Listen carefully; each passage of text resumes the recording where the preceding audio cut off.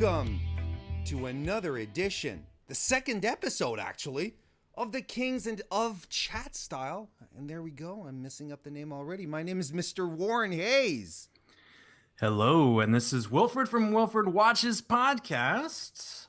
Thanks for joining, guys. How are you doing, Mr. Warren Hayes? I am doing fantastic, Wilfred. It's the holiday season that's upon us.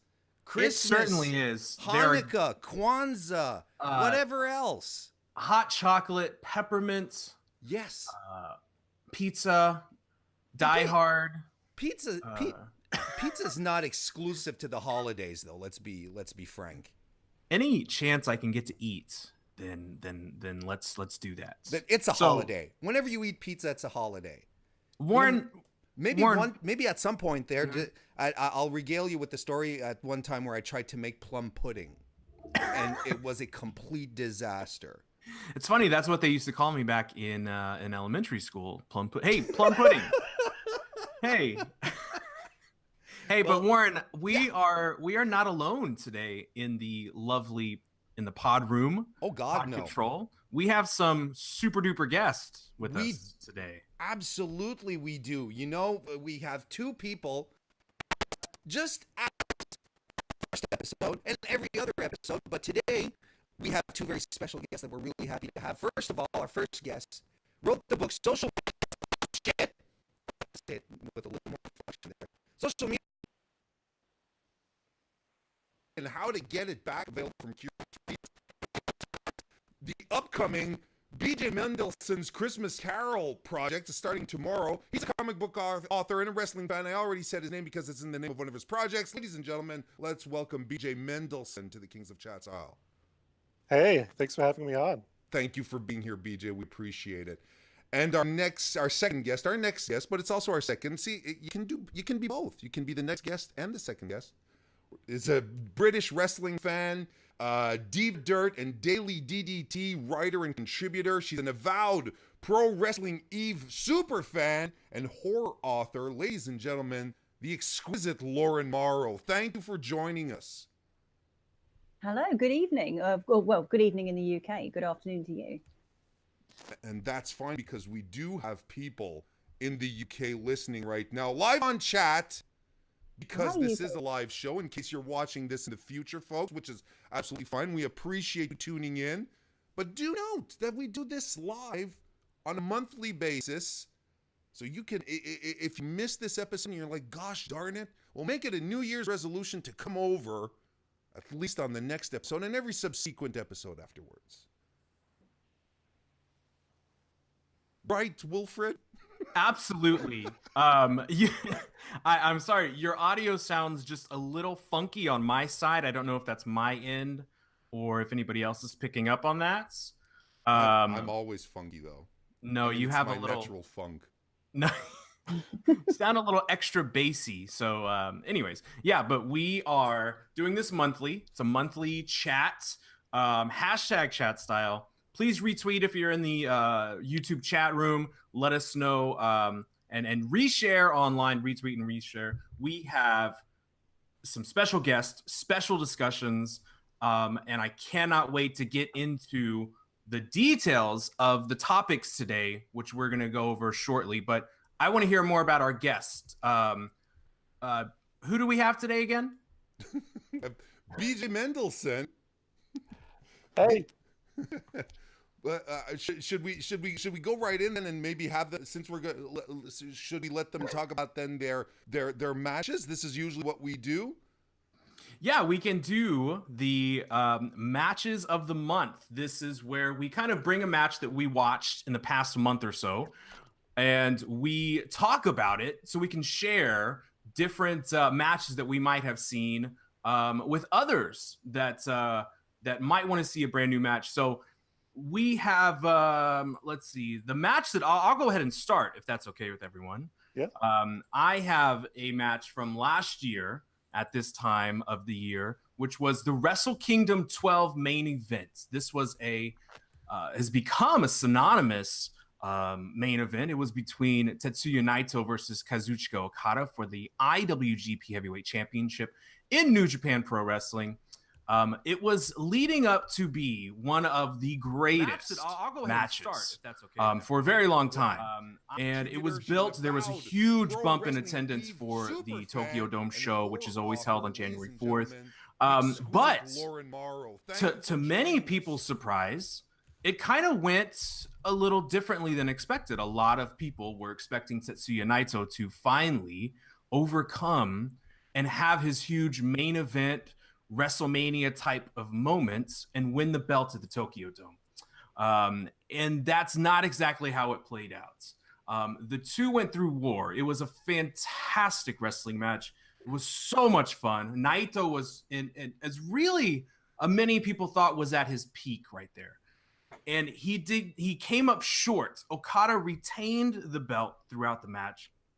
He went on to carry the title and hold the title and defend the title longer than anybody else in this current generation, which was just mind-blowing because I don't think anybody expected we would see a record-breaking title reign from Kazuchika Okada at this time. So what I picked that match, I rewatched it. It was a phenomenal wrestling match, but it's fascinating what's come after it is that the doom and gloom that some fans have, some Naito's fans had over this past year, not seeing him reach the levels that everybody kind of thought he would.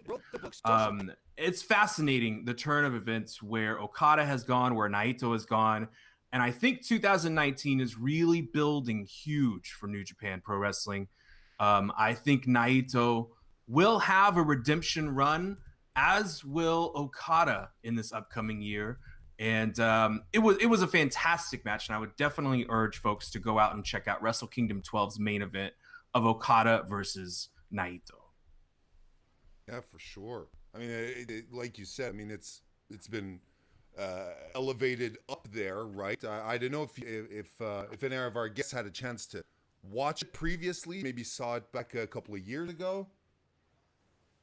I remember watching it at the time, and I was actually really new to NJPW at the time because I've only kind of really got into it in the last year. And like, obviously, everybody talked about Okada as being this kind of prodigy, and I didn't get it, and then I watched that match, and then I got it. I totally got it. Everything made sense. Yeah, he's definitely he's definitely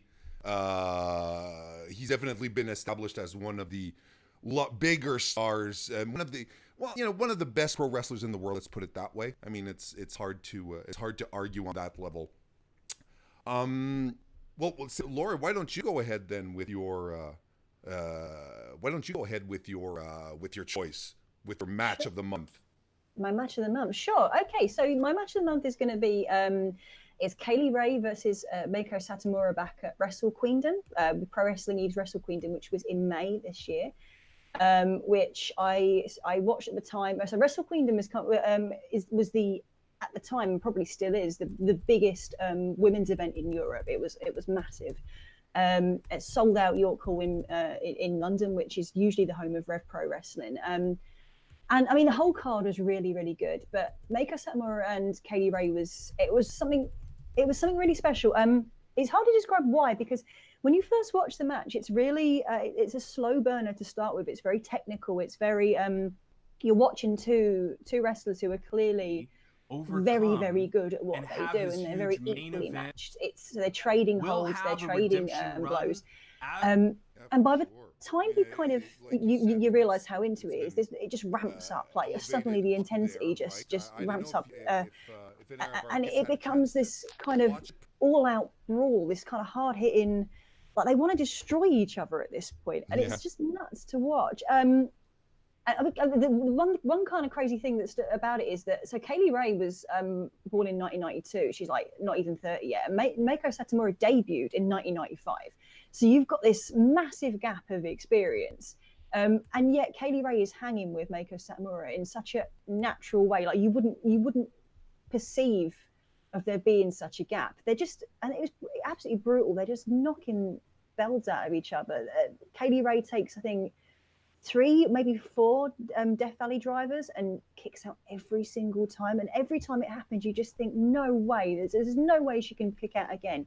And she does, and she does, and she does. It's just yeah, it's bonkers. It's a really, really cool match, and it's you can see in that match why people say Meiko Satomura is one of the best wrestlers in the world, regardless of gender. She's just, she can do everything. She's unbelievable. She's like, you talk about Okada being, you know, and he is the whole package. Meiko Satomura is as well. She's incredible. That's fantastic. But I mean, you know, and Meiko is amazing, and you know, those a lot of people who weren't familiar with her work got a chance to see her in Mae Young Classic, where she essentially tore up the ring in every match she was in. I don't think she had. I don't know if you had a chance to see her work in the Mae Young Classic, but there was not a bad match out of her. Oh, she was brilliant in that. Sorry, I didn't interrupt you. No, I just want to say Meiko Satomura versus Mercedes Martinez was probably the best match that I saw in that tournament. I agree. I would agree with that. I've never seen, you know, I'm a little bit of the odd person out because I don't watch a lot of organizations because of time. So for me, the Mae Young Classic was the first time that I saw Meiko. But that said, I was completely blown away by her, and the match with Mercedes Martinez was fantastic. It was, you know, I thought Mia Yim had some fantastic matches, but Meiko's matches were the highlight for me from this year's Mae Young Classic. I will jump in here because when I spoke to Dan and Emily, I had them on Wilfred Watches podcast. They were very nice enough to spend an hour and a half with me and chat about pro wrestling just before WWE Evolution. It was fantastic. And I remember Emily and Dan, of course, the co-owners of Eve Pro Wrestling, which Laura, you went to last night. I can't wait to hear a little quick snippet about that wild experience. I spoke to them and they said that they basically showed up in the boys' room and took over. And that's kind of when you said your call, Rev Pro. I mean, that's the boys' room. They showed up and they said, "You guys get out of here," and they killed it. And they're doing a second one in June. So it's extraordinary product. Eve Wrestling is just so much fun to watch, and I can't imagine being there in person, seeing that tremendous pro wrestling. Did you have fun last night? Anything you can share, or is your head still spinning from the wild action? It's honestly like when you watch Eve, and if you haven't watched Eve, watch Eve. Seriously, I can't recommend it enough. It's the best wrestling out there right now. But when you watch it on you know, on demand or whatever, you kind of get this sense of what the atmosphere is going to be like, and it's 10 times better than that. It's nuts, and the wrestling is just it's top quality. It was wild. It was one of the best shows I've been to. I'm watching Toni Storm's, what was essentially Toni Storm's final match at Eve before she kind of, you know, takes up the WWE mantle was incredibly emotional. It was just, it was brilliant. That was, I cannot wait to watch that on demand. The first time ever that Jordan Grace took on Toni Storm, and second time ever is actually later this evening at Progress. So they're going to actually be taking on each other in Chapter 81, I believe it is.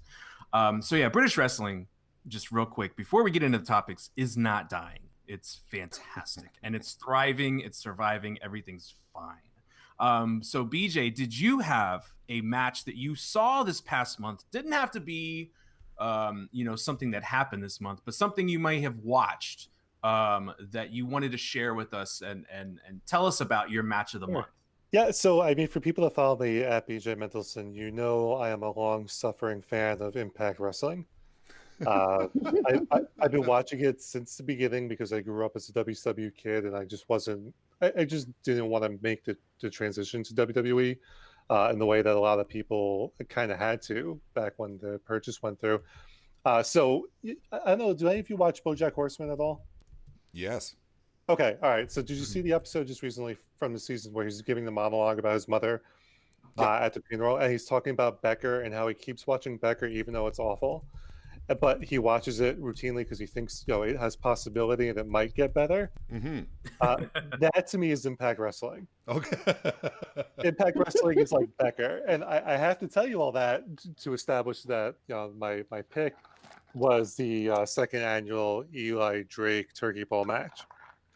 And I picked it for a couple of reasons. First, one of the annoying things about Impact since its I don't want to call it a rebranding or a relaunch, but since Don Callis took over and Sanjay Dutt took over the booking of it, there's no shared universe between the wrestlers. So like when you're watching Impact, you've got Ali and Su Young doing their thing, and it's completely unrelated to anything else that's happening on the show. And then you might have like LAX and the OGs where a little kid gets run over. And that's immediately followed by a death match with far lower stakes because lol Impact Wrestling. But I tell you that because there's no interaction. It's like you're watching a bunch of different mini shows stuffed within 2 hours of a professional wrestling show, and the turkey ball for the second time in a year now has kind of been the antidote to that because it's one of the rare occasions where you can actually see Falaba interact with one of the people from the Desi Hit Squad and have them interact with Disco Inferno for some reason. Oh God. Yeah, that's a whole other thing. But then also interact with Katarina, who's usually off in her own. I'm a big fan of her, but they don't do anything with her on that show. But here she is, interacting with the other wrestlers like an important part. And so that's the first reason why I picked it. The second reason was the thing I love about pro wrestling, especially now, is that everything is so serious, at least as presented by WWE, right? Like it's just a very serious kind of wrestling. But here you have a motley crew of wrestlers in the ring, for people who haven't seen the match, taking an oath. And the oath is if they lose the match, the person that gets the pinfall loss has to wear the stupid turkey suit. And sometimes, I think when we look at pro wrestling today, we kind of lose what attracted a lot of us to it in the first place. At least people my age. I just turned 35. I started watching wrestling back when there was these ridiculous gimmicks and stories, and so there's something kind of magical about like having the stakes of the match not be like a blood feud between Charlotte and Becky, but if you lose, you gotta wear this turkey suit. And so sounds more like a gravy feud. Yeah, like it's not. Oh, yeah. Get out. But you know what? That kind of line would fit right in with Don Callis because that's like the level of commentary that we typically get out of him each week on Impact. But to me, like, even if it's not a great match, it was something to talk about. It was something. It was strange watching them build to this stupid thing over the course of 2 hours, like it was the Super Bowl. And if you haven't seen it, it's just terrific for that reason alone. All right. The mainstream wrestling WWE Impact is getting pretty crazy. There's ambulances being thrown around. There's turkey. What's going on? Disco Inferno? What? Oh my gosh! BJ, there's Courtney who's in the live chat right now, and she's wondering. She went to when you started talking about Impact. She said, "Impact, huh? I wonder how he feels, he being you, BJ, about Killer Cross." Oh God, I want to like him so much, but he's so fucking stupid. And when I say that, I should be clear. I'm talking about the character and not the person, because of course. Yeah, because sometimes the wrestlers will get upset when I say things like that. Like he's just this big dude, and you figure, okay, well he's got like this cool look, but it's a really esoteric reference. But I had a friend of mine who played guitar that looks and sounds exactly like Killer Cross. And all that guy ever really amounted to was like playing guitars in dive bars, despite having like all the tools to be really successful. And that's kind of what I see with Killer Cross. Like he hasn't quite, the character is there, but it's like they had a really good idea, but they said, let's make it dumber. And that's what he is. And so I wish, it's true of everyone on Impact. I know just from conversations I've had with some of the performers that they're not all thrilled, and it's true of any wrestling company, right? Like you're not always thrilled with the creative you get, but you do the best you can with what you got. And I think in his defense, he is doing the best he can with what he has. I think Courtney took offense to it. I think she likes Killer Cross a lot. So thank you for just driving away our viewers, BJ. Appreciate it. Can I just say that the Disco Inferno picture that you currently have on the screen at the moment, that looks like an unemployed like Mario from Super Mario. Wasn't that always his gimmick? Was like unemployed Mario? It's really profound in this photograph, though. Yeah, sorry, I seriously need to watch Impact. 'Cause I agree with world-renowned wrestling that you know I miss fun. I really miss fun in wrestling. Like people doing silly stuff all the time, and the way you're describing Impact sounds like something I'd really enjoy. You know what I tell people about Impact now is if you can get past the glacial pace that it moves, because they've still got stories that like haven't progressed at all since July, that are like still going right now. If you could get past that, the wrestling is great. LAX is fantastic, although I'm kind of mad that Diamante was kind of shoved off to the side for like completely nonsensical reasons. Because Impact will do that where you'll get really excited about a character or a feud, and then all of a sudden that character will vanish for like 6 months.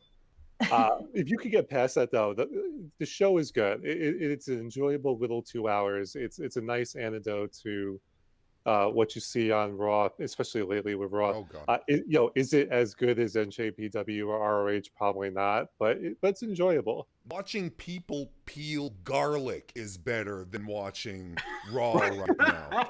That's true. Although I'm sure somewhere on YouTube there is a very, very exciting garlic peeler. Who's going to take offense to this? That's true. I There's apologize. nothing wrong with peeling garlic. We just want to make that perfectly clear. Peeling garlic is a very reasonable pastime, and if you do it, more power to you. No, That's right. exactly. I mean, okay, yes, to make sure I don't offend anyone, if you enjoy peeling garlic, I am completely for peeling garlic. There is something very satisfying to it. However, I would not sit down and watch you peel garlic. That's just different. Well, thanks, B-Day, and I guess we'll wrap it up with my match of the month or match that I watched this month or something like that.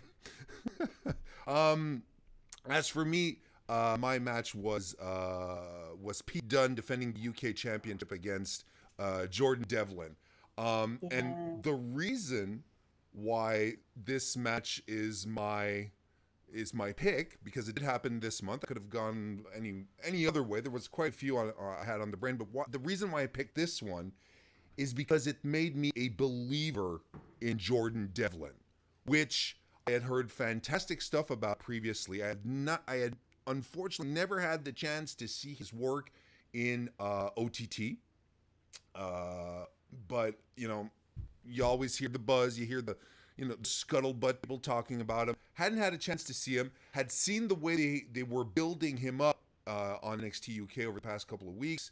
And I was like, okay, well, always bringing back the fact that he trained with Finn Balor, and, he kind of looks like Finn Balor. Okay, well, are they, is this going to be his thing? And then that match that he pulled with Dunne, I was floored at how good he was, and not only how good he was, but how he was booked in the match, how strong he was, how at first he had Dunne completely scouted, like 100 completely scouted. He was countering moves at first. Dunne was trying to go to his usual repertoire, and it just was not working out for him. And then, of course, there was the trifecta, the buildup of Spanish flies, right? He did 3 Spanish flies. He did one in the ring. He did a Spanish fly off the steps to the floor. And then he did a top rope Spanish fly.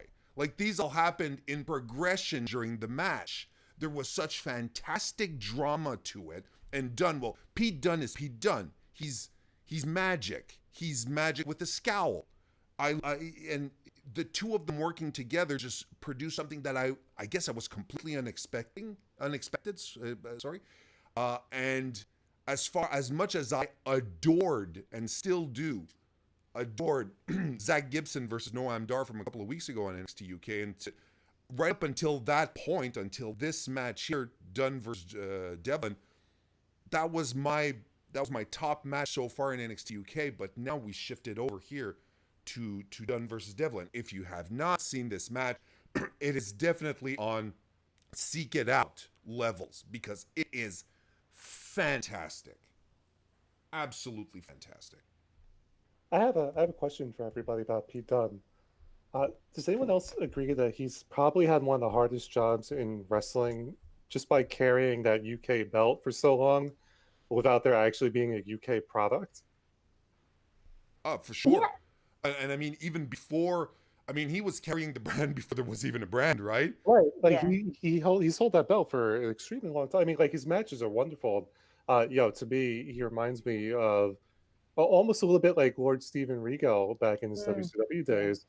But I remember first seeing Dunn come out with a UK belt. I'm like, there's no UK. What is this? There's no UK division. There's no UK show, and he's had it now for almost over a year now. Yeah. And at this point, I just don't know who can take it off him, because the Tyler Bate is not, he's not taking it off him. Fine, okay. Then looked like Zach Gibson was going to step up, and I don't think Zach Gibson's quite ready for it yet. I'd like to see Travis Banks eventually pushed for it, but he's not ready for it yet either. So the question is, who is ready? Who is ready to take Pete Dunne's title? I feel pretty confident, or if we put money down today, I would say that there's a giant Austrian on his way to take that. Oh, That's on fair. his way to chop it out of his hands. Here's the thing. I think if you had asked me that question about a month ago, I would have shrugged and I was like, I'm not quite sure. But the way they booked Devlin in that match, he literally pushed Dunn to the limit. He is currently the most serious contender for the title. Give him the rematch, and it might actually happen. Yeah, it's interesting because I remember when Jordan Devlin kind of came onto the scene, and everyone, the chant that would go around for him was, "You just a shit Finn Balor," right? So, and I have to admit, I kind of felt that way as well to begin with. And I agree with you. Actually, that match totally changed my mind on him. Shut my mouth. I was totally wrong about Devlin. He's magic. He's actually magic. All right. So thank you very much. The very interesting match suggestions again, wouldn't you say, Wilfred? We're surprised. We're shocked and surprised and amazed again this week. Shocked and amazed and surprised. I just want to throw poutine in the air with my excitement. Oh, throw poutine at me. Don't get it. I just wanted to say that, yeah, if we have a tag team, Warren and I, our finisher is going to be the poutine pile driver. Yep. I think that's Very nice. appropriate. Yes. So what we're going to do next is we're going to get into the meat and potatoes of this lovely pie that we call Chat Style. We are going to talk about That's hilarious. We should keep that. We can make a t-shirt with that. That's hilarious. We are going to get into the first topic, and this is why we really are here to talk about some topics in pro wrestling that are, we all have on the mind, but we want to talk about a little bit more in depth. So I'll go ahead and break it in. We are going to talk about the brand split in WWE programming, and I want to know from you guys. We'll start with Laura. Do you feel that this has been good, bad? Has it created an overconsumption of products that it's just too much, an oversaturation of products?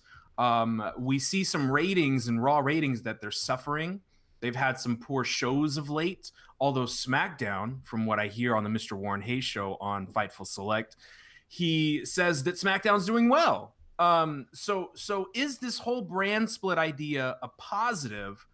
And is there an inevitable end once Fox is a player next year? Okay, full disclosure, first of all, I haven't watched WWE's main shows in a little while. So, but when I came back into WWE after a while away, it was shortly after the first brand split. So I think, my feeling on it is that I would rather just see it all united, but I don't trust WWE to do that properly because there's too many wrestlers for a start. And that's one argument for the brand split, is that at least you've the wrestlers on Raw, proportion of the wrestlers on SmackDown. But the reality of it is that you end up with this kind of ghettoization of wrestlers, this ghettoization of belts, where and this repetitiveness of the same guys for this. arguably, if you kind of brought them back together and made it all one big product together in the pay-per-views, you've got scope for fresh matchups, you've got scope for fresh feuds, you've got a whole roster to play with instead of just this handful of guys in position over and over again. But the reality of it is that they've just got too many guys. They've got too many wrestlers. I mean, they're already struggling with the brand split to utilize the guys they've got. So if they put it all together again, I mean, theoretically, you could utilize one bunch of guys. You could focus on certain belts on Raw, certain belts on SmackDown. You could across the shows you could utilize all of you guys, but they're not going to do that, are they? Realistically, it's still going to be the same guys be on Raw as they're going to be on SmackDown. It's just, I think my feeling is, in principle, if they did it right, it would be great to have it all together again. But I just don't think at this point they can really go back.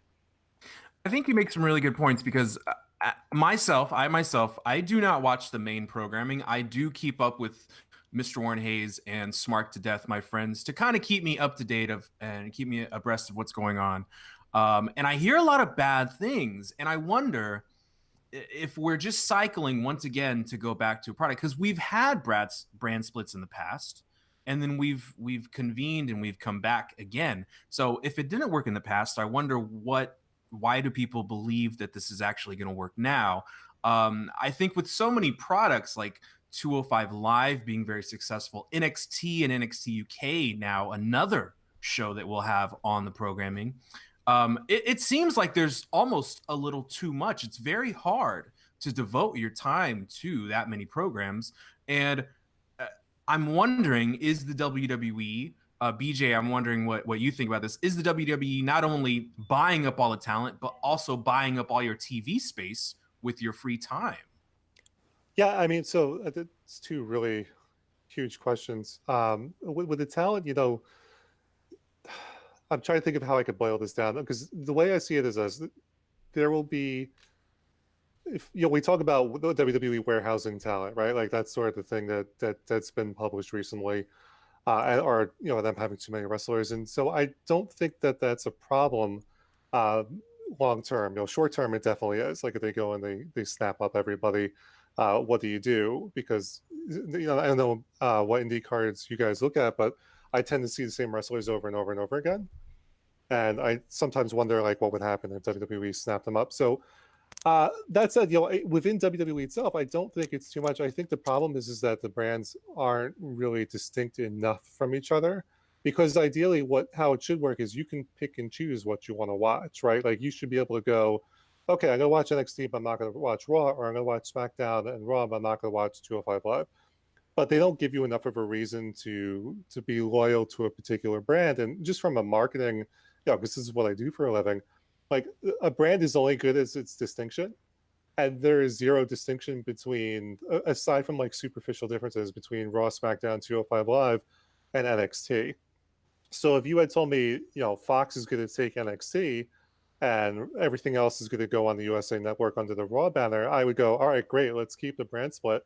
Let's do it. But the way it works right now is you're kind of roped into having to watch everything because they don't go far enough in distinguishing it. And so, and you have things like, they'll tell you Raw and SmackDown don't interact with each other except during Survivor Series, but then the next month during TLC, like they're interacting with each other. So it can be a lot. It can be a lot to follow. It is an easy fix, though. It's just that I don't have the confidence in WWE creative to go and make those fixes, if that makes sense.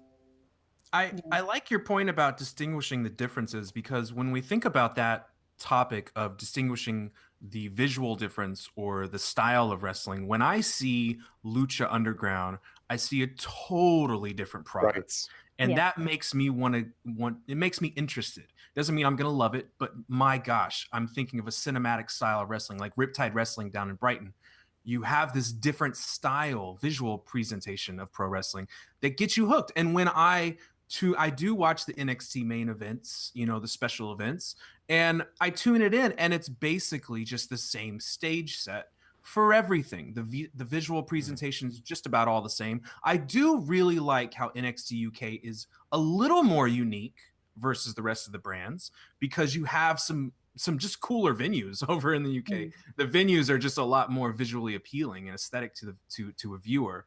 Warren, what do you think about the brand split and all? Has it worked out? And too much product? Is it too much throughout the whole week? What do you feel about that? Because I know you do watch weekly. Yeah, much to my. Well, actually, I think it's more of a testament. I think it's more of a testament to my willpower that I watch Raw and SmackDown every week, especially Raw. No, but I agree with everyone saying that the main problem that WWE has, if we're just talking main roster, is they just have too many people.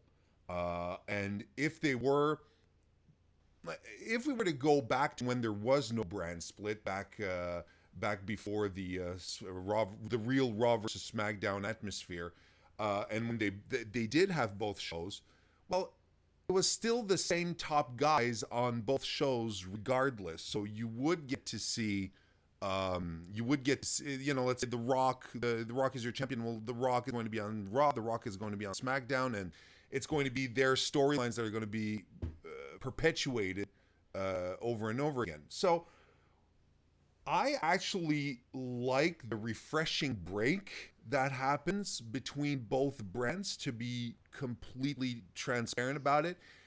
And this is not, I'm not even going to segue into because SmackDown is such a palate cleanser to Raw these days. It's not even that. It's just we get to see more faces. We get to see different faces, is what I'm trying to say. We're seeing different faces and that are approached in different styles, and that's crazy that the creative on one brand is going to be so unique, where the other is going to be just you're wondering what they're talking about, yet it's the same company. But I think the most important part here, I'm very much a guy who has to do with choice, right? You can choose to watch what you want. I choose to watch Raw, SmackDown, and the rest of WWE programming because I want to talk and podcast about it, and have contribute my views and opinions to anyone who will listen, basically.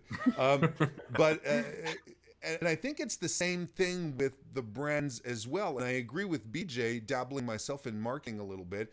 It's very difficult to establish a brand between the both, especially to the casual viewer. What is the difference between Raw and SmackDown? It's very hard to pin down because it's very much the same type of production, same type of production value, same type of envelope.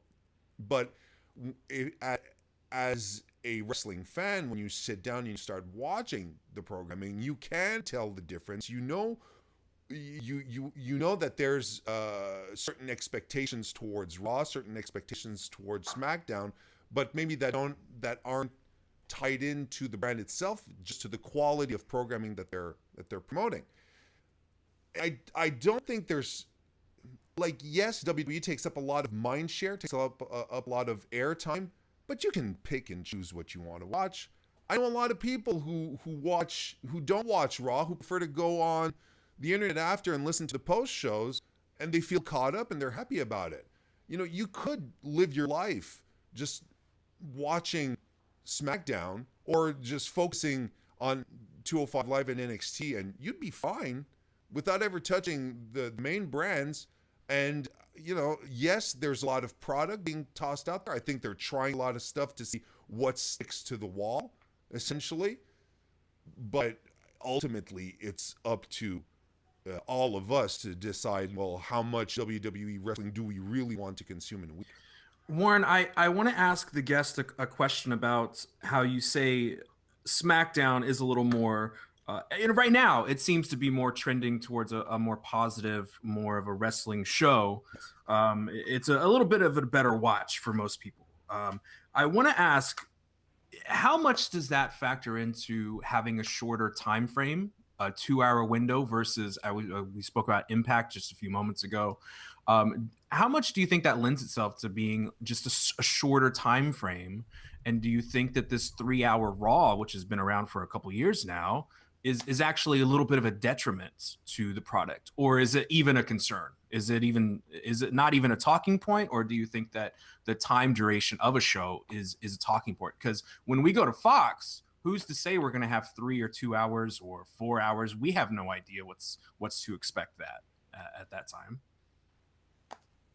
I mean, with Raw, there is definitely a feeling of bloat about it, I think. And you do feel like there's a lot of unnecessary shit in Raw that kind of like, and again, full disclosure, it's been a while since I watched it. So for all I know, it could be, I doubt it, but for all I know, it could be amazing viewing now, like appointment viewing. But like, I mean, I watch NXT religiously. NXT for me is kind of the best wrestling there is right now. And NXT is an hour.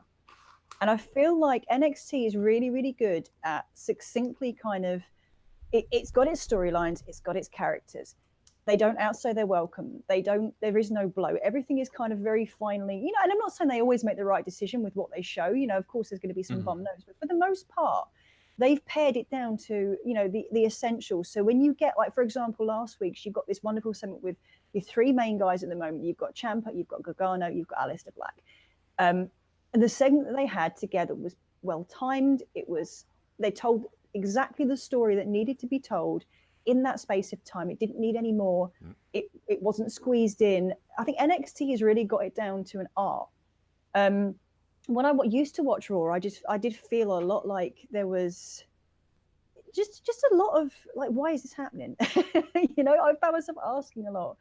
And when you actually look at the amount of wrestling that was on it, and I get that wrestling isn't all about the stuff that happens in the ring. There's obviously the drama element of it as well. But, you just think you're watching it for hours and you've seen about 3 matches. And like, why? What has this added to my to my wrestling experience?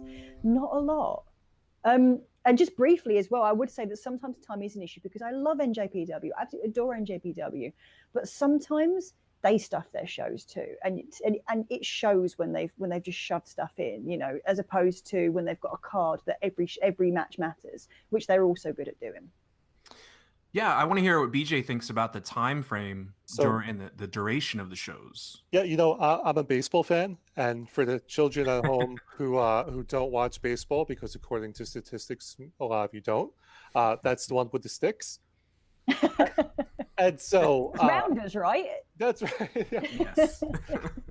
So I mean, from that perspective, you can watch a baseball game. I mean, the average NFL game runs 3 hours if you factor in commercial breaks, and the Major League Baseball games will run around that, and sometimes a little longer based on a couple different things. So I don't mind the length of Raw, but like Laura just pointed out, if you look at something like NXT versus Impact, NXT moves its stories very well. And they do it in an hour or less. Whereas you look at Impact, and Impact is 2 hours every week, and you have zero progression on most of their stories outside of whatever Allie and Rosemary are doing that particular week, because they're the only ones that can tell a coherent story on that show.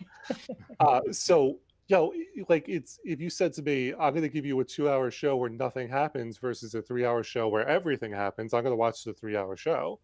The problem is that WWE has never quite, my understanding, and you guys can correct me if I'm wrong on this, is my understanding is that USA Network came to them and said, we want the 3rd hour.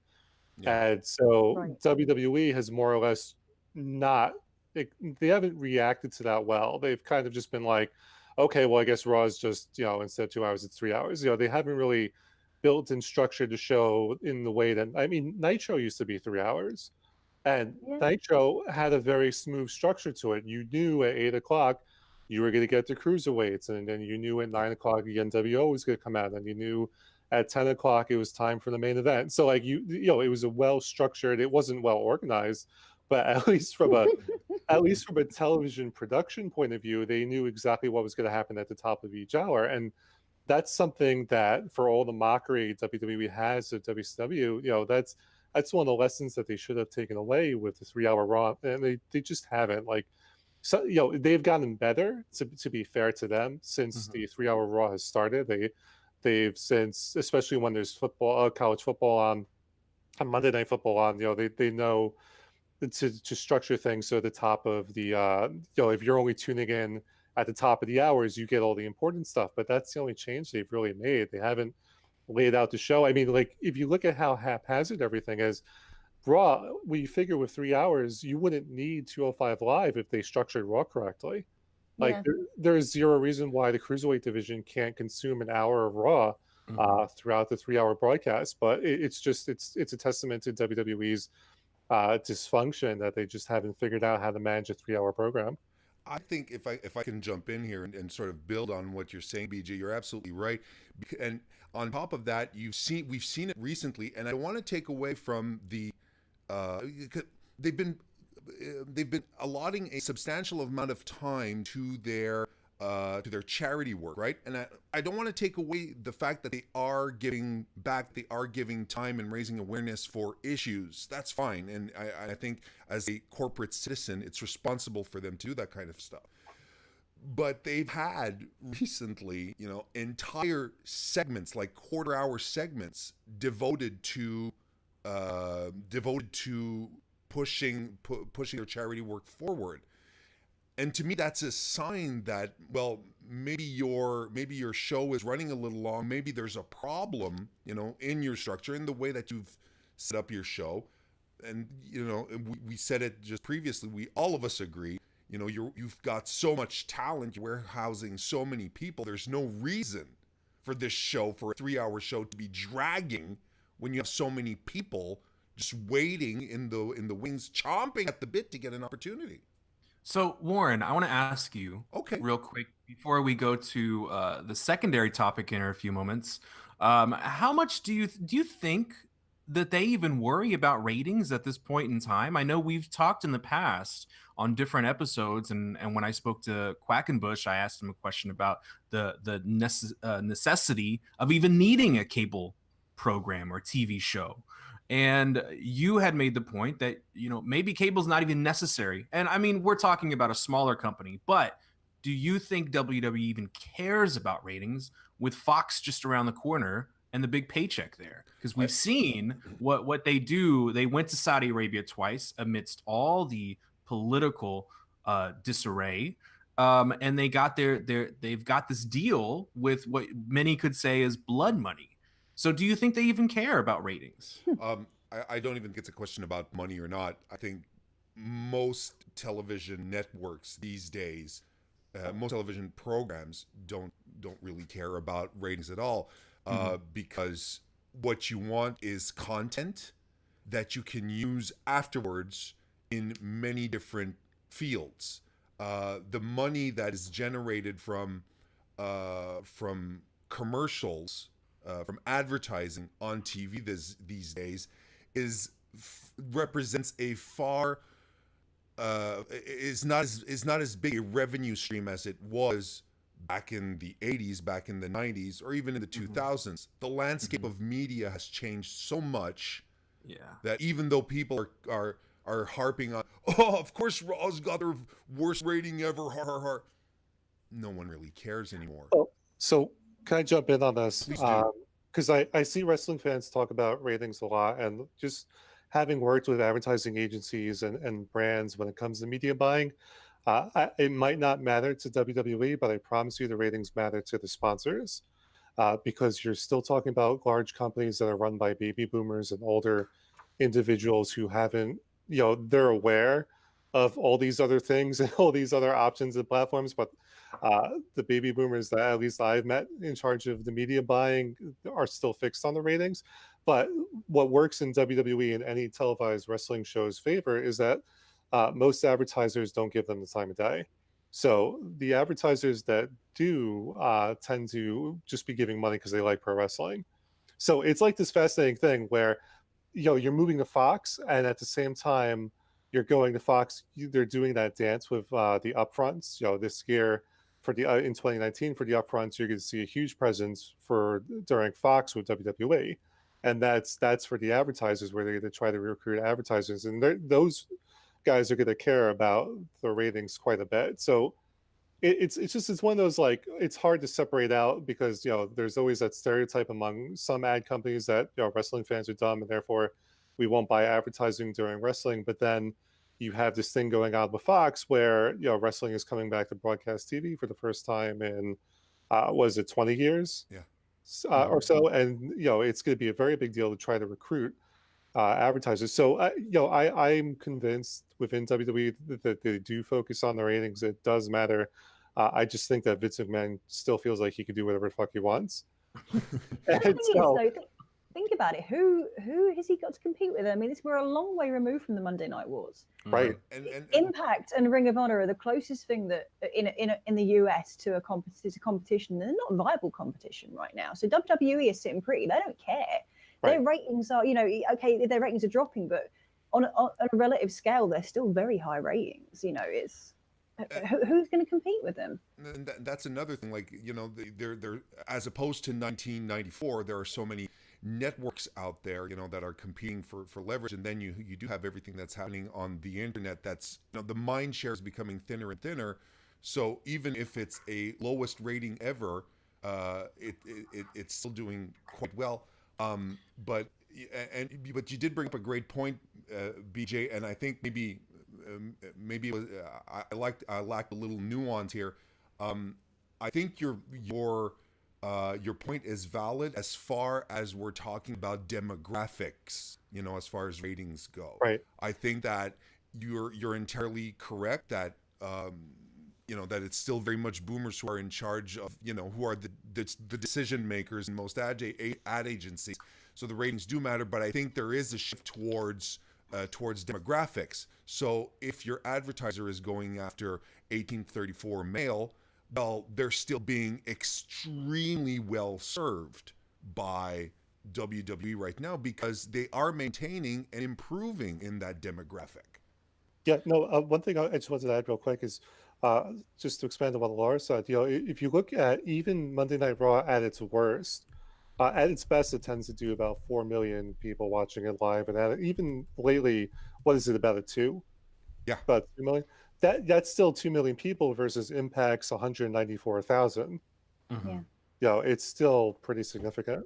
So are we saying here that this isn't millennials' fault? This is baby boomers' fault? Yes. Because I'm not familiar with this mode of argument. Yes. Like, it surely is millennials' fault in some way. Yeah, no, I mean, right. That doesn't fit the narrative, does it? I'm Generation X. I've been blaming the boomers for everything since You're not going to stop 1991. now. I'm just sitting here munching on my avocado toast. Oh, wingtip shoes. I want to make a point on Laura's point about competition, because you don't have Nitro, you haven't had Nitro, you haven't had a viable number 2 option to go, especially head to head, and any options that could compete are across the pond or across to Japan, and or stuff like Impact's just not there yet. They're not at that level, and I think that's why NXT is so strong, because in a way, whether we are doing it consciously or not, we're comparing NXT directly with Progress, all these WXW, all these other indie, because I think there's a perception of NXT as an indie style definitely, yeah. organization. So I think their competition actually lies with all the other independent organizations, even though it's under the WWE umbrella, which actually does them well because they have somebody to compete against, which I just wanted to add to Laura's point. And on that point, I want to transition into the next topic about NXT UK, European wrestling, British wrestling. It's growing. It's on fire. There are about 6 major stars heading out to go really build that brand that wasn't there before, like BJ mentioned earlier, on NXT UK. And any other time, I feel, that would be the end of the British wrestling scene. But what a lot of people don't know yet, especially people who are not where you are, Laura, a lot of people don't realize how immense that talent flow is in the United Kingdom. And I want to touch on that because I think that while we've been in this time period for the past 10 to 15, 20 years where WWE is the dominant force all over, I think that we've kind of gotten more not backwards, but we've evolved into a new territorial type of wrestling landscape where it's not so territory within the United States, but more of a regional, global territory. Do you guys think that we've got that type of regional territorial landscape, which is kind of akin to the territories here in the United States back in the 70s and 60s and 80s? It's a great Or why question. don't you start? Do you really want me to start? Because I've got a lot of opinions about this. Bring it. Fantastic. Bring it. Right. Okay. So settle down, kids, because we're in for a ride. So, like, just to answer your question directly, I think it's going that way for sure. Because obviously, you had like originally. Okay, my knowledge of the territories is very, very shaky, by the way. But right now, what you've got is WWE buying out a lot of, particularly in the UK. So in the UK, I'm a Rev Pro and an Eve kind of stan. They're my promotions. But you've got Riptide, you've got Progress, you've got ICW, you've got WXW in Germany. You've got all these really cool promotions doing really cool things. And WWE have kind of swooped in. And they've gone, we'll have you, and you. You're with us now. You're under our umbrella. So it's like that. It's like buying out.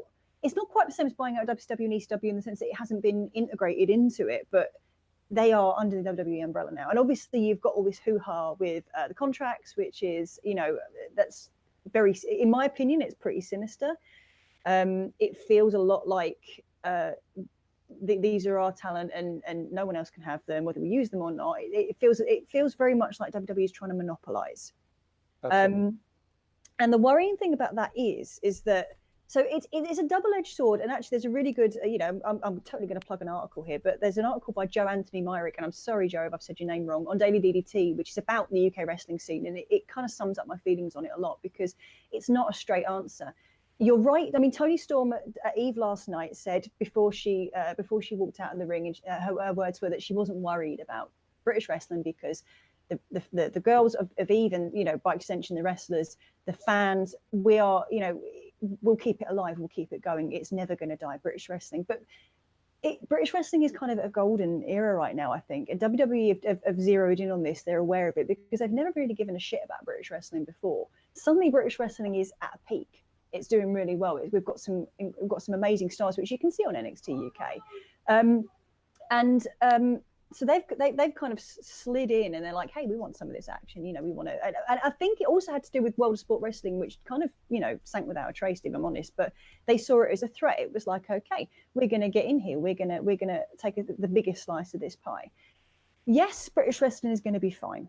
It's there is plenty of talent to come up, but the worrying thing is that they're going to swoop all of the talent up. They're going to take it all away, and it's going to naturally take time for the talent that's left over to become experienced enough and to become confident enough and to accrue that level of experience that the current crop of stars have. So what you're going to have in that interim is you're going to have a period of like I don't want to say a downtime, because I don't think it ever will be, but it won't be at the quality it is now, because necessarily you've got wrestlers who are not fully trained, who are not fully experienced, who are going to take time to come up. And if all the experienced wrestlers have gone to WWE and they can't interact with these guys, or they can't interact with your Rev Pro guys or your Eve, the women of Eve, where is this experience going to come from? How are they going to train to get better? Basically, I like NXT UK. I enjoy it for what it is, but I'm worried that the WWE monopoly, they're not going to be satisfied with just taking one or two companies and a bunch of wrestlers. I worry that they're not going to stop until they've taken everything. Sorry. Anyway, that was a lot. No, that's fantastic. I can't wait to hear BJ's thoughts on this. BJ, what do you feel about the new landscape of a more regional territorial base with focus on the United Kingdom talent, as Laura just mentioned? Well, there's a couple, and this might sound like a tangent, but hopefully it'll circle back. At least in my mind, it's all connected. I know that there's been rumors of a new wrestling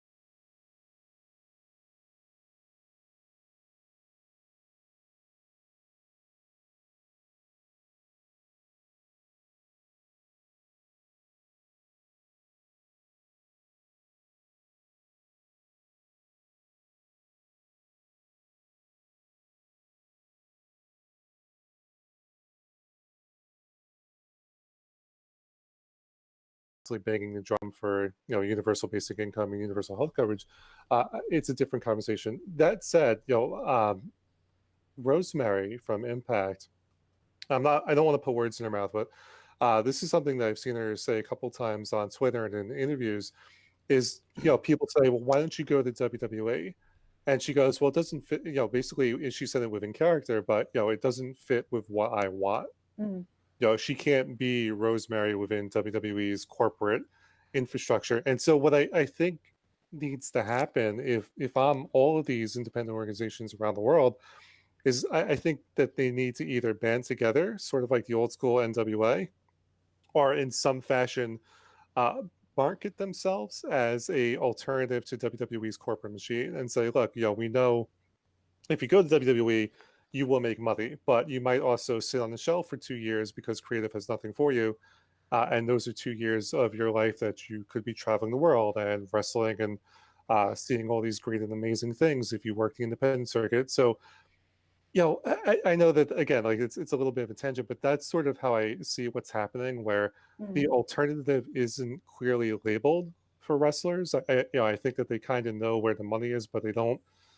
Nobody's sitting there going, "Hey, let's talk, let's unionize, let's see if we can make that money if Queens of Combat teams with Pro Wrestling Eve, to do like a super show or something. And maybe that's a way to make your money." Like I don't see a lot of that happening. Sorry. Well, at least in the United States. No, carry on. Sorry. But at least in the United States, because one of the things that we saw recently with Impact was LAX was supposed to perform. I forgot where it was, but they were supposed to face the champions of another wrestling organization, and LAX is fantastic. It's a very talented team, and the Impact Tag Team Champions. And Impact freaked out, Impact Management, because they didn't want LAX to lose that match, which to me is ridiculous. But that sort of goes to this level of a lack of cooperation that sort of exists, at least in the United States. And I think as long as that exists, people will just jump to WWE, and that'll create the situation that we have, or the situation that we're seeing. I want to say real quick on that topic that Cody Rhodes, of course, tweeted out back in October. He said wrestlers have, and this is really stoked the conversation about a union. Wrestlers have never been more talented and responsible. The people in charge of wrestlers have never been more clueless and irresponsible. We need to be together, and that's really added. That's just on your point and I'm wondering what maybe this Kenny Omega, Young Bucks, Cody kind of whole elite stuff means. Is their quote unquote changing the world actually something that isn't a wrestling brand, or maybe it's actually a mindset where we're actually going to see a unionized band of wrestlers, which I'm wondering, but then we have these filings for a new brand, like you mentioned, BJ, which is very speculative because the owner has plenty of money, right. Jacksonville Jaguars owner, and I think he owns Fulham as well. So I just wanted to point that tweet out. Laura, you had something to add a moment ago. Yeah, no, I was just going to say about I agree with BJ about the collaborations, working collaboratively, because in the UK that is a known kind of phenomenon. So Eve's upcoming Wrestle Queendom next year is in conjunction with Stardom, and that's being billed as Eve and Stardom sort of in collaboration. Rev Pro, they actually were approached by WWE to, sign up to their, to sign their souls away, make the deal with the devil. But they have a collaborative relationship with NJPW, so they didn't want to give that up. So in the UK, at least, there is a sort of like a willingness to collaborate with particularly overseas companies to sort of elevate the brand. Then you get guys like Chris Brooks, who allegedly was offered a WWE contract and turned it down, because I think what Rev Pro and Eve offer, as well as these collaborations, is a different kind of ethos. Particularly Eve. Eve has got a very strong, if you know anything about Eve, you'll know that they've got a really strong ethos and a very strong beliefs that they in the way that wrestling should be and the things that wrestling should represent. And Rev Pro is probably less so, but it still maintains that sense of they've got a very different philosophy towards wrestling. So I think that the UK scene, at least, is slightly different to the US scene in that sense. Warren, come in on this. Do you think that we have a more regional base. Do you think that WWE is monopolizing the sport of pro wrestling at the moment? I'm I kind of see. Well, we talked about the contracts. About people, WWE, I should say, lapping up big talent, their bigger names to exclusive contracts, and everyone kind of acting shocked, despite the fact that I know that William Regal is on record saying that they would not do that they wouldn't tie anyone down to exclusive contracts. I'm going to be honest, I wasn't surprised, and to be doubly honest, if I were WWE, I'd do the exact same thing. If I'm building brands and promotions around 6 to 8 guys and 4 to 6 women, and these people are going to be my stars, and I'm going to invest time, money, and effort into making these stars, I am going to lock them down. I'm going to make sure that they wrestle for me, because I don't want them to go off and wrestle and then get injured and then compromise my programming, where I'm paying them oodles amounts of money, which I'm going to be, most of these guarantees, when wrestlers get injured, they continue to get paid, right? Yeah. So, I mean, it makes sense to me. Let's not forget Pete Dunne, just October, I think, his participation in War Games was compromised. He had been injured. The injury was never fully reported. I don't think there was anything really official that was put out. But one of the reasons that they had him off TV, or not being having such a participative role in the build up to the NXT War Games, is because he got injured wrestling somewhere. He hurt his knee, so maybe that was even the switch. It was like, okay, Dunn got injured elsewhere. That's fine. We're locking these people down. You know what I mean? And I'm also of the opinion, but then again, I'm trying to, and I'm glad Laura's here to offer her insight on this, because I know she's very, she follows the UK scene very closely, and she's there, so there's certain insights. There's only so many insights that you can glean over here in North America, but I think that the doom and gloom vision of it is very disrespectful to the talent that is up and coming. Whereas I completely agree with the points that if the experienced top talent, if the P Dunns, the Trent Sevens, the Dave Mastiffs, if they're not around to guide the younger talent, help elevate them, or train with them or whatever, if they're not around, then maybe the cycle will take a little longer to move forward. But then again, I think predicting the end of British wrestling is really insulting to everyone who's still around, especially the promoters who I find are working really hard to create opportunities and collaborations. They saw this coming. I don't think Rev Pro and New Japan working together is accidental. I really do believe that some people in Rev Pro saw this coming and decided to reach out and. Oh, definitely. Yeah, I agree with you. I think that there have been preemptive strikes on the side of the independent scene. But anyone who starts calling out, the fact that Pete Dunne won't be wrestling on the indies anymore is a death strike, I think is very short-sighted, and I think your agenda is showing, to be honest.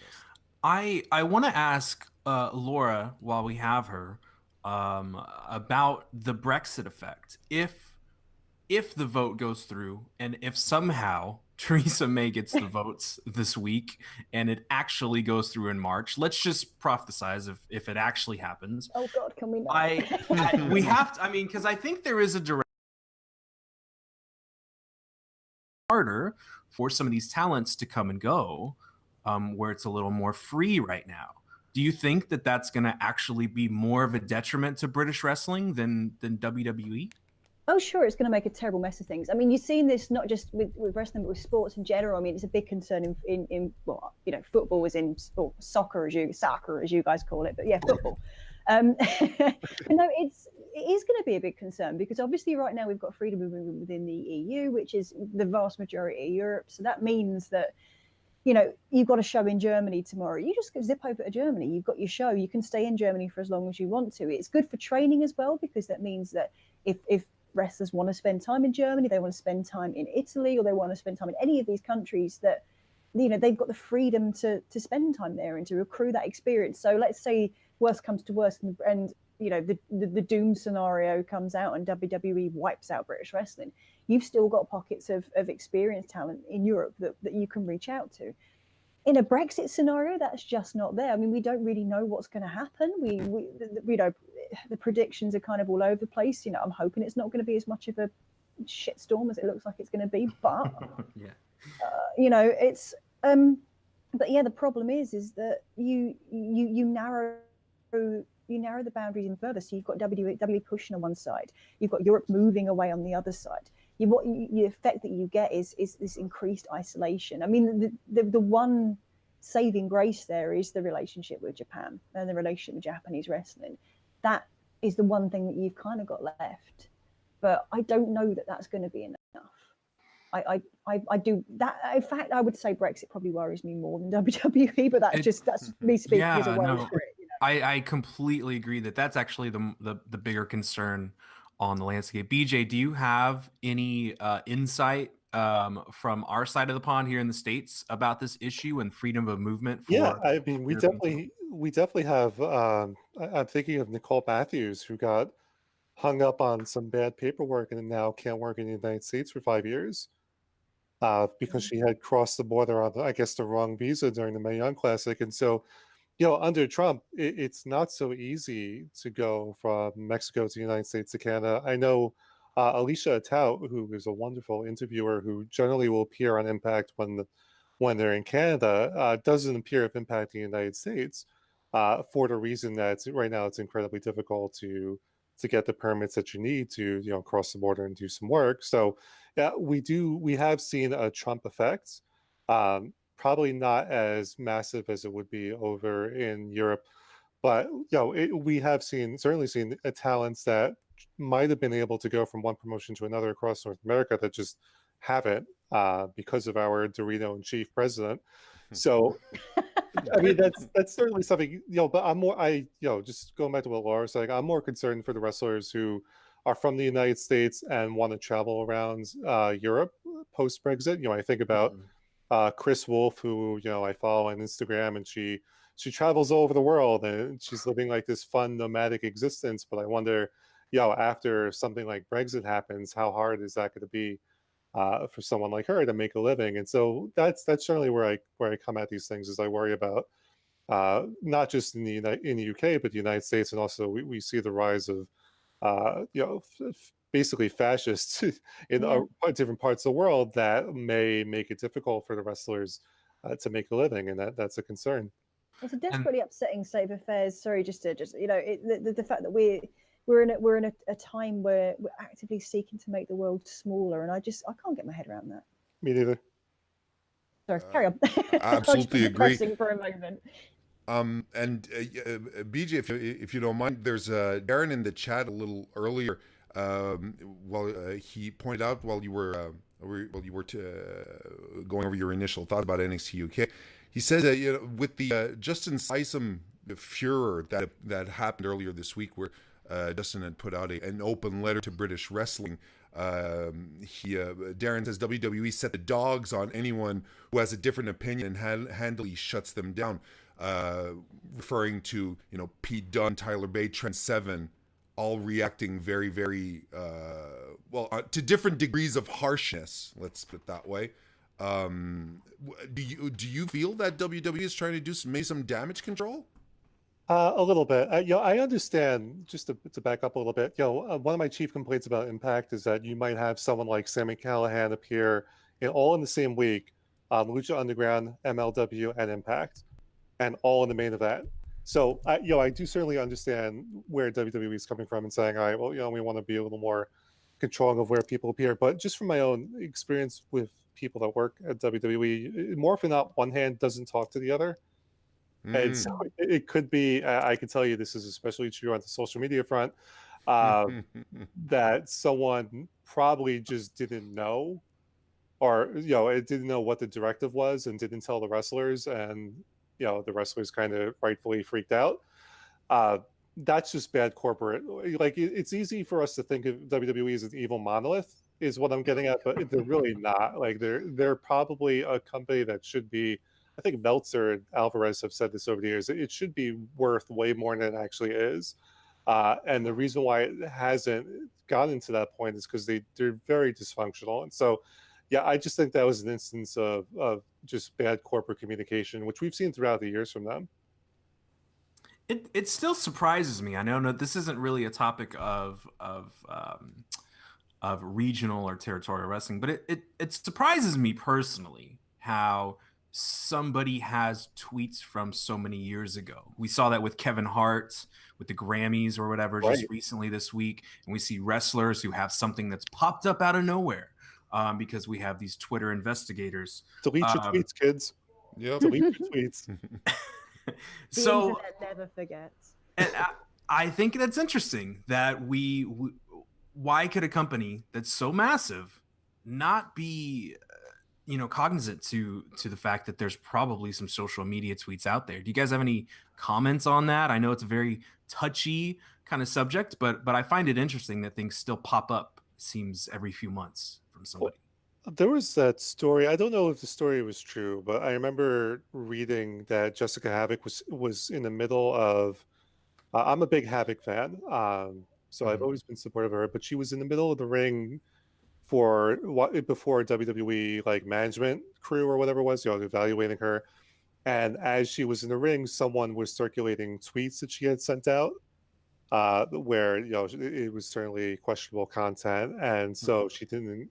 The story goes that she didn't get the job. So I don't know if that story is true or not, but at least from, again, my experience having applied for WWE's social media manager position and knowing people who have had the job, because of the chaos of the way the company operates, to me, it's very, when someone has tweets that no one knows about that suddenly surfaces, to me, it makes total sense. They're so disorganized that they probably didn't bother to look. And it's just one of those things. It's true of any large corporation. Like, unless someone surfaces these things, nobody is really looking for it. And I mean, that's, if you look at the James Gunn thing, Disney, you figure out of every company, because Disney has morality clauses within all their contracts, that Disney would have done a thorough vetting of, James Gunn's social media presence, but clearly they didn't. And we saw what happened with that. So again, we like to think that companies and our institutions and organizations around the world are more effective and organized than they actually are. But more often than not, it's run by people, and people don't have time for stupid shit like digging through your tweets from like 10 years ago. So yeah, I mean, that's really where I come down on that. The other thing is I feel it depends on who we're talking about, right? Because I was watching The Ref last night, which is one of my favorite Christmas movies. But it's hard to recommend people watch it because of the presence of Kevin Spacey. Yeah. It's actually kind of uncomfortable in some respects, and so it depends on the wrestler, and it depends on what they said as to whether or not they should be punished, and whether or not that wrestler is. There was a great thread by I can't remember her name, but she's a rabbi that I follow on Twitter, even though I'm an atheist. But she has this great post that I retweeted today about forgiveness and atonement and what it means, and what the different steps of that are. And I feel like if someone, let's say a wrestler, or let's say it's Havoc, might have said comments in the past, if she has shown that she is now a different person and a better person, then I feel that those tweets shouldn't count against them, but they have to show you that they did the work. Does that make sense, or is that? Yeah, I mean, the court of public opinion is pretty divisive at times. Laura, do you have a quick comment on that before we start to head home? Yeah, it's kind of. I think it's hard because I actually totally agree with what BJ said just there about the idea that because I think all of us have said dumb shit on the internet at some point. Right? I've been on the internet since I was 15, so I dread to think what kind of probably mostly like miserable emo moping, but I know that I was a different person when I was 15 to the person I am at 32. So necessarily there's going to be shit that I said then that I don't hold to now. But it's hard. I think it depends on what has been said. And as BJ said, atonement is important. You know, you can't just say, "Oh, you know, I'm sorry." I think there has to be a process. You have to show contrition, and I don't think it's unreasonable to ask for contrition, especially if it's something that's, you know, something that's racist, something that's homophobic, something that's sexist, something that's transphobic. You know, if it's on those kind of levels, then it's not unreasonable to ask someone to apologize. But equally, if someone has apologized and someone has been sincere in their apology, and they've, you know, then you got to let that go. You know. No, I totally agree. I mean, you know, whoever has not said stupid shit in their early 20s be past the first stone, right? I mean, and if you at home are saying, "Oh, I didn't," you're a liar. You're a terrible, dirty liar. Absolutely. Well, thank you very much for those thoughts on the UK scene and touching a bit on social media as well. We're definitely going to keep an eye on that though, because it's a fascinating time we're in right now, and even with, you know, with WWE becoming $1 billion company, going on to Fox broadcast network. I mean, we're in a period where that just has never happened in wrestling before. We're discovering stuff as we go along, so you can rest assured that there's a lot of people who are making shit up as they go along, because there's no blueprint for this, right? And aren't we all really in life? Yeah, pretty much. So we're gonna wrap this one home. Yeah, let's go home and wrap it up. Let's do that instead. Good job, Warren. Laura, tell us all about where we can find you. What you've got coming up. It's plug time. Plug. Oh God, this is really hard for me as a Brit. I'm not. This is not something I'm used to. So, you know, I've had to really build up to this. So you can find me on Twitter at Laura N Mauro. Laura N Mauro. That's my name. I forgot my name for a second. So I'm on Twitter. I've also got a little website, lauramauro.com, and you can find information about my wrestling journalism and my fiction writing on that website. Yes, and make sure if you already follow or are aware of the Diva Dirt and the boys and girls over at the Fan Sided at the Daily DDT. He does a lot of great work there as well. There, I helped you out with your plugs. Thank you. You're welcome. One Commonwealth member to another. BJ, what about you? What do you have coming up? Let the people know. So everyone can follow me at BJ Mendelson on Twitter. I sometimes will live tweet Impact, depending on how bad the episode is. The worse, the better. So if it's particularly bad, you better believe I'll have something to say over there. The only thing I wanted to promote was over at bjmendelson.com. I will start publishing BJ Mendelson's A Christmas Carol, which is written by me and Charles Dickens. About You're good, mate, Charlie. It features a very familiar public figure named Ronald Chump, who is the main character, and that'll be publishing all through probably December, January, and then February before it becomes packaged as a book. So I like to give my stuff away for free. There's tons of free stuff over at bjmendelson.com, and that's where you can go to check out A Christmas Carol tomorrow. Don't give us any spoilers, but I can't wait to see who your Bob Cratchit is going to be. Oh, yeah. I'm really excited to see that. It's a doozy. Wilfred, we had a great show, wouldn't you say? I would say I had a whale of a time. Absolutely. Yeah. Thank you guys for joining. And if you want to follow my fearless leader, my cohabitant, Mr. Warren Hayes on Twitter, and tinyurl.com/Mr. Warren Hayes on the YouTubes. Very cool guy, handsome devil. That's true. Lovely voice. I'm not in no disagreement. Better voice than what I sounded today, apparently. It's been people have been mentioning it in Twitter. I can't wait to hear the recording.